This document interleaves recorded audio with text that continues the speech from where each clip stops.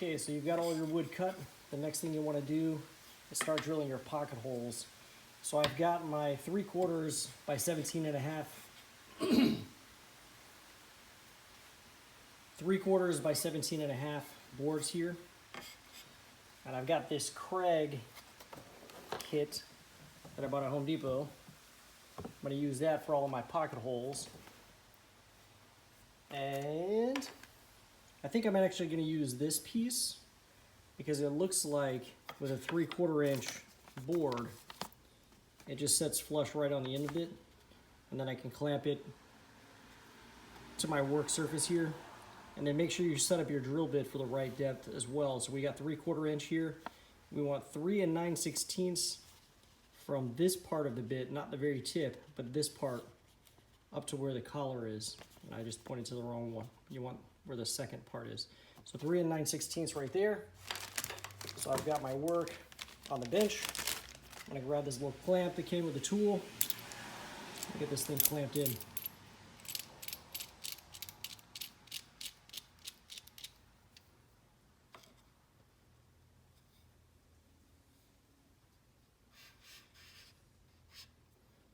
Adjust my camera angle a little bit.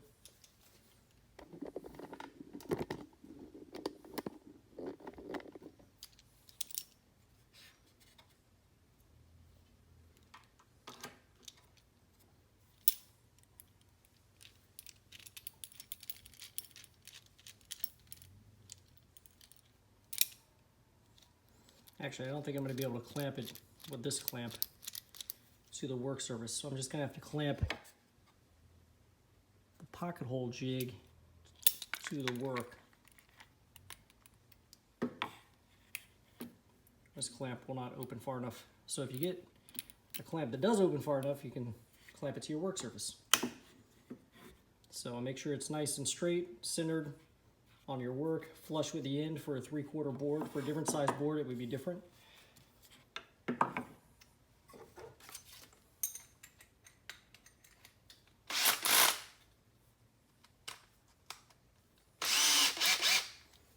So I've got my drill bit on my drill now, and we're just going to drill the hole. Make sure that you've got a good hold on your board and it's not going to move anywhere. Make sure you keep your fingers out of the way of this drill bit as well.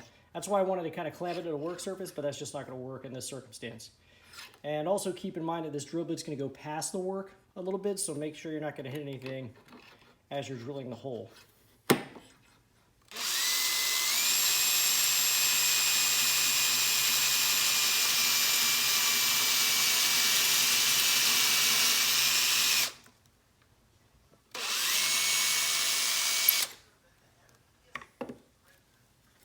So there we go.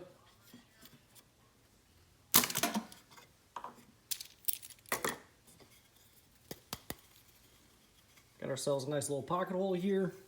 It didn't come out of the end of the board. I thought it would, but I guess it just drilled a little pilot hole for the work, or for the screw to go into. And it probably just left a little bit not drilled through. But you get the idea. So you're going to do this to all of your little boards here, both ends, for all 6 of your little 17.5 inch length boards.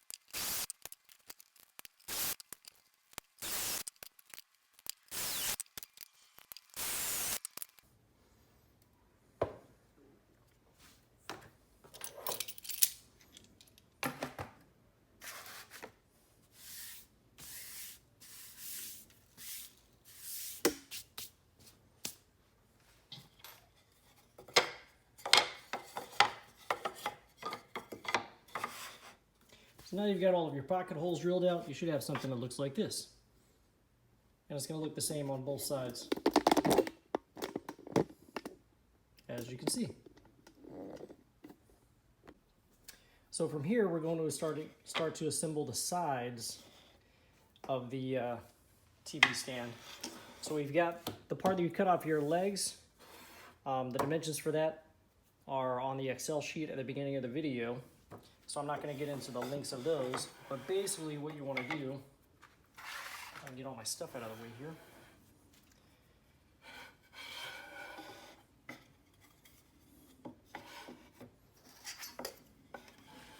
I don't know if my work surface is going to be large enough.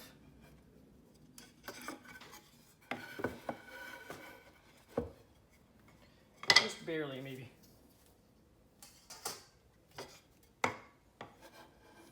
But essentially the goal here, what you want to do is you're going to assemble these boards together using your screws. These are the ones that came with a Kreg jig. They are 1.25 inches long. So, but what you want is for one to be at the top, one to be at the bottom, and then one for where each shelf is going to go. I'm going to put 2 shelves, but I haven't determined my spacing yet. So I'm going to leave those 2 out for the time being, but I'm going to go ahead and start assembling this side just so I can get some stuff done. I'll post all the measurements for everything later.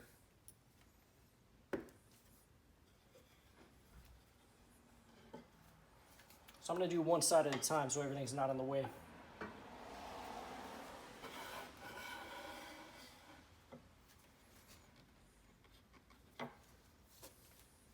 So what I'm going to do is go ahead and take the screw, put it on the end of my bit. This comes with a special bit from the Kreg jig.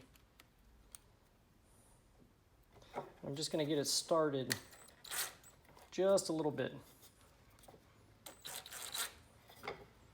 Okay. So it's threaded into my hole here, and it's just barely starting to peek out the end of the board. And what that's going to allow me to do is place it, kind of push it in position. And it might be good if you had a clamp that would clamp everything down on the surface. That way we get a nice tight joint. I don't have one, unfortunately, so I'm just going to work with what I've got. I'll try to stay out of the camera angle.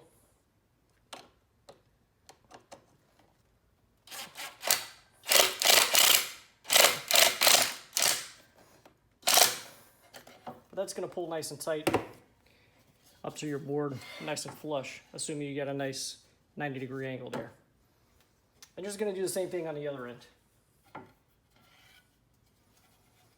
I'll flip the board over so you all can see what I'm doing. This is going to be the same story, just on the other side. I'm trying to work up on this work surface so you guys can see everything. But it's not a very large surface for building what I'm building.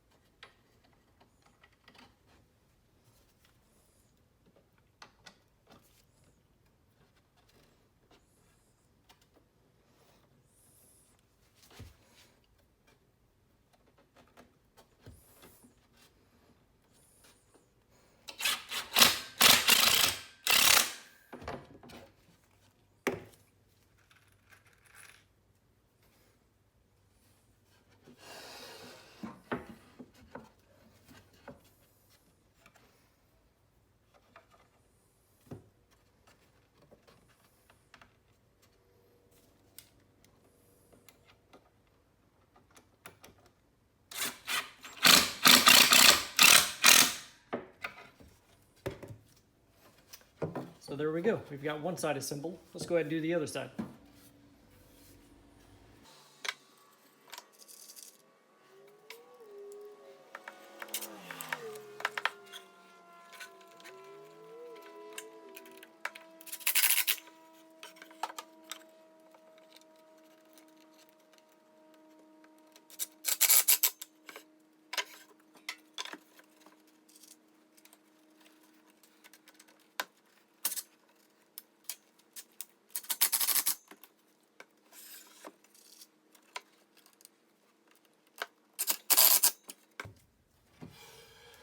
Okay, so the next step is to lay the boards that go down in between there. I'm gonna go grab those, I'll be right back.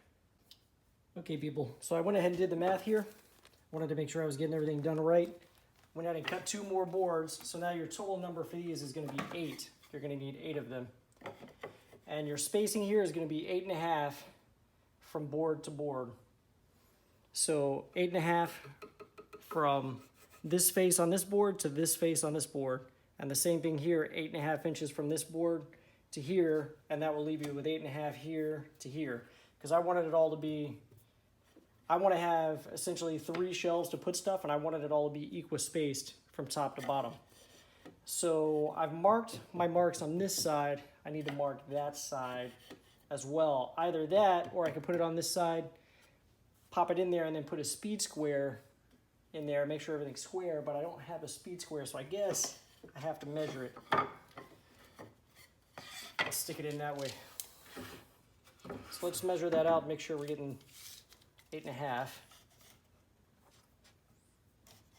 So we've got 8.5 right here.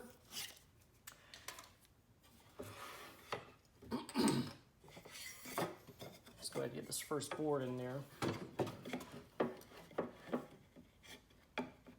It's going to be a tight fit now that I've already tightened down those other 2. That's okay, just be careful. Make sure you get it right on your mark, and you might want to re-measure after you've got it in there as well to make sure you're right at 8.5 inches. Never hurts to check your measurements. See, look, this one's off by a 1/16. Unacceptable! So there we go, right at 8.5 right there. And we're right at 8.5 over here. So we are good, ready to put our screws in. Again, make sure you give both these a good little push. Make sure both are flat against the table. It's kind of the reason why I'm trying to work on the surface as well. Make sure everything's nice and flat on the table.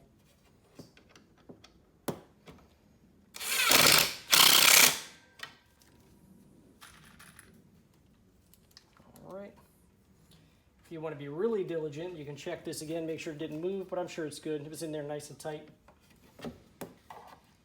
So look at that, it wasn't flush though to the table. It's a good thing I checked that. So there we go. Again, we'll do the same thing here, measure 8.5 inches. 8.5. I've already got it marked on this side.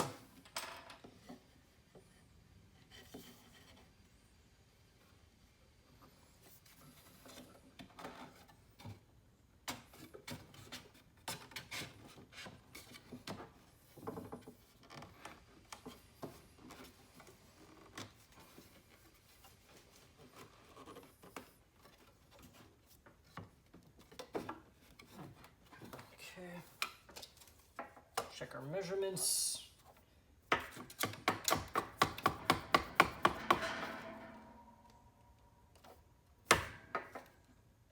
Go.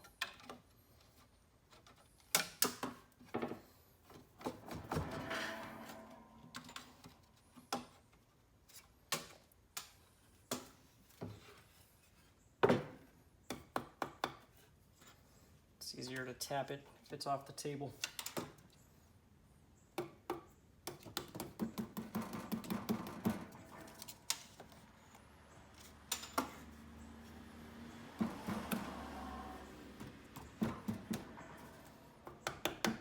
It's in there good and snug.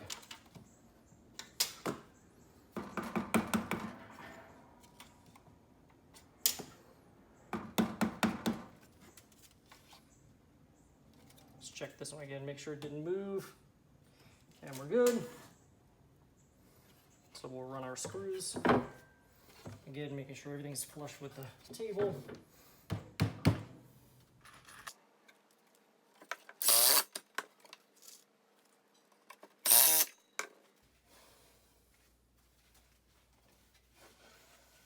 Okay, so from here, we're going to start putting our boards in. You're going to use, for this, a combination of wood glue and, what is it, 1¼ brads.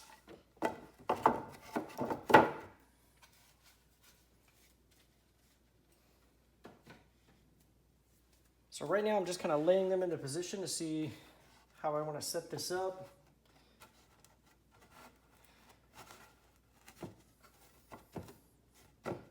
Board's got a little bit of a warp to it, so that's going to be one I'm going to have to contend with. But you want to pay attention to stuff like this here. Either you want the knots to stick out or you don't. Unfortunately, this board has it on, this goes right through the middle there, so we're kind of stuck with it. But I think I kind of like, you see how this board has got this business going on there? You can see it's kind of pitted. Either you want that sort of thing or you don't. And if you don't, this side of the board's probably better, although you've got to contend with the hole in this knot here. I'm going for kind of a rustic look, so that's not really going to bother me. You want to also consider stuff on the end like this. You see how that knot's kind of popped out? So I might want to face that to the inside. And luckily, those pits that are on the other side, oh wait, nope, I'm wrong. The pits are on this side. Nope, actually the pits are on both sides.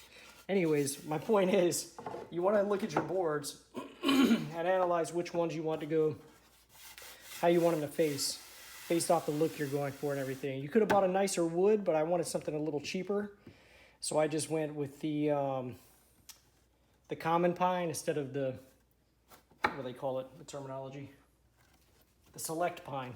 See, this is the select pine here on the edge, and you can see how much finer and better it is than this. I went with this for the 2x2s. I think, A, because that's all they had was a select pine. In a 2x2, they didn't have it in the common pine, but when I was getting the common pine boards for these other pieces here that went on the end, a lot of those were warped really bad and stuff, so it was very difficult to find good ones that weren't all warped. So that's another thing to consider when you're buying your material. Obviously, you get what you pay for, so if you buy something a little bit more expensive, it's going to be a little nicer, but I'm going for an old rustic look with this anyways, so for me, this board is just fine. So from here, you're going to grab your wood glue, get out your brad nailer, and start nailing all this together, gluing it and nailing it together. So I think actually, in an attempt to make my life easier, I'm going to take both sides, lay them back to back. I'm going to go ahead and install my other two.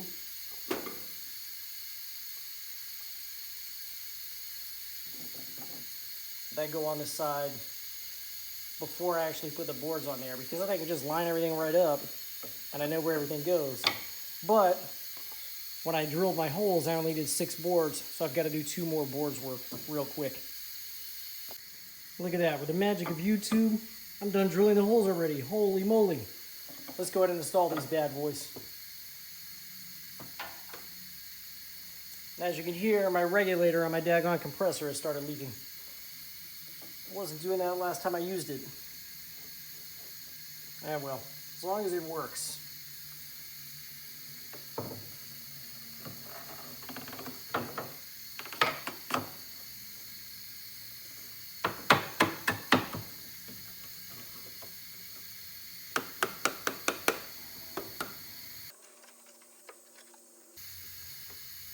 So I think I'm gonna lay these back to back to get the sizing, but then in order to get it, not the sizing, but the positioning, and then I'm gonna lay it on the table to make sure I get it nice and flat when I go to screw it down, because I want this to be a nice flat joint.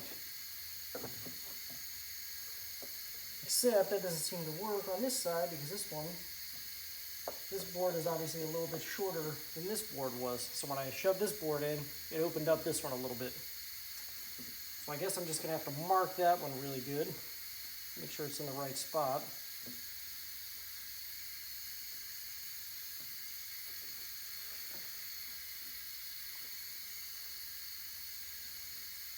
Okay. I'll just give that a good mark. Pencil. Exactly where that's supposed to go. Same thing on this side.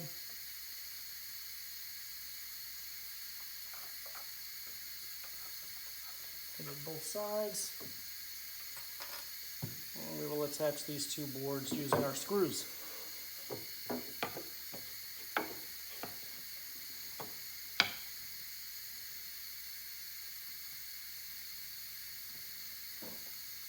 I'm going to do the loose board first.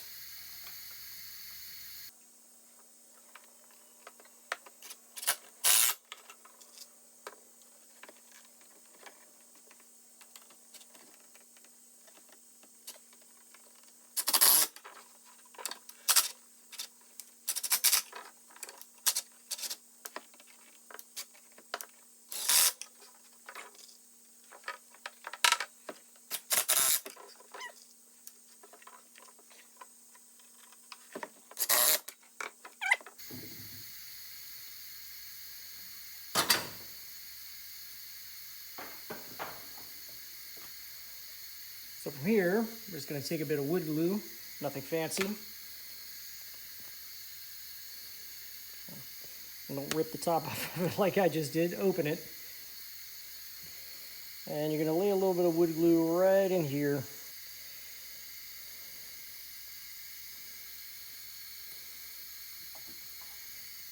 So just run a little bit of wood glue.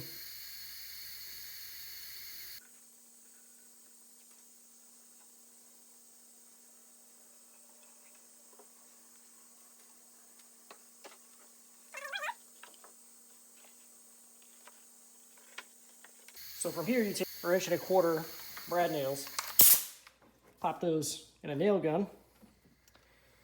Actually, before you use this, you want to calibrate it. So I'm going to take a couple of pieces of scrap I have just laying around and just make sure the nails are penetrating the surface layer of the wood, but not going like right through the wood. You want to make sure you have your air regulator adjusted properly. So let's give this thing a test fire. You see how the nail didn't quite go all the way in? I don't know if you can see that. I can get it to focus here. You see how that's sticking out of the board a little bit? We don't want that. So let's raise the air pressure just a little and try it again. Nope, we need a little more. Try again. And that looks perfect. So that looks like we need our air pressure. We're gonna go ahead and nail the board. So what you wanna do is make sure everything's lined up nice and flush before you run any nails through there. And also, just on the side of safety, you want to put some eye protection on so you don't have anything flying back and hit yourself in the eye. And make sure to keep your fingers out of the way as well. Perfect. So I'm probably going to pop 2 nails per board.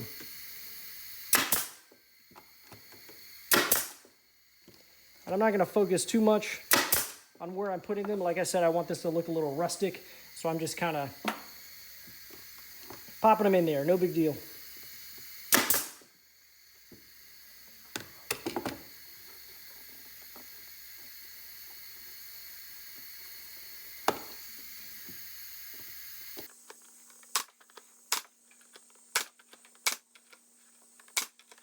Now I'm not going to do my, so from here, what I want to do is mark where my other boards are at, so I can run a few nails through there. And I know that these boards are about 1.5 inches thick, and we're down 8.5 inches.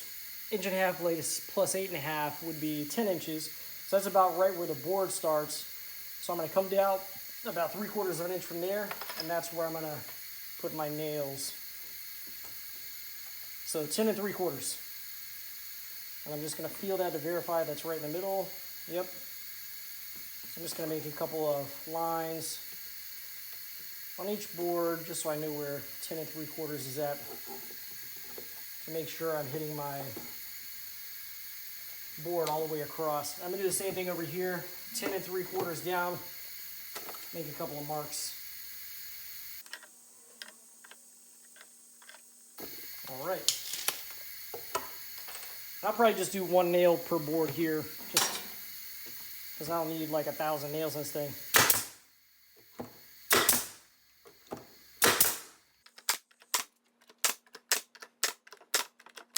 All right, one down, one to go. Just so you can see what we've got. And on the other side, it's like this. Looking good.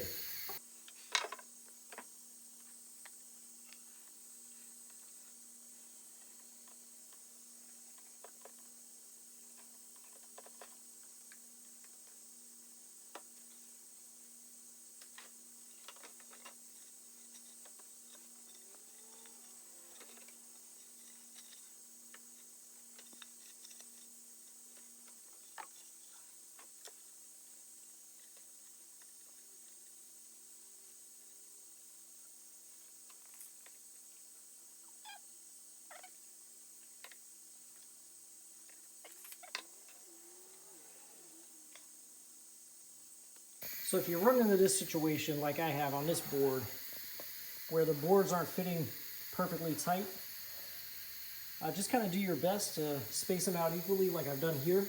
I'm not sure exactly why this is happening. I'm assuming it's inconsistencies in the board, like the width of the board, because I just measured the total width of this and the total width of this, and they're exactly the same.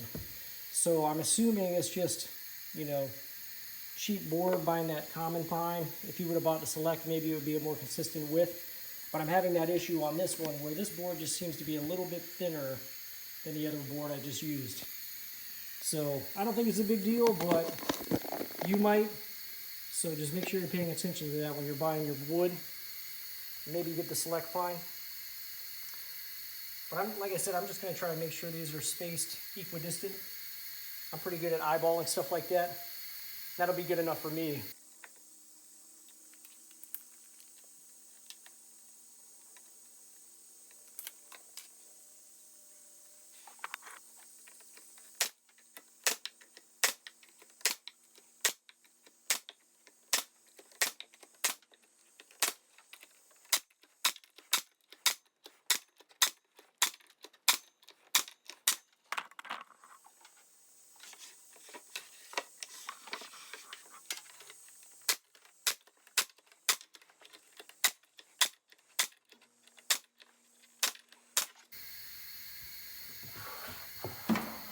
Okay, so as you can see, this board's got a little bit of gapping in this, but I think it's still going to make a fine TV stand anyways.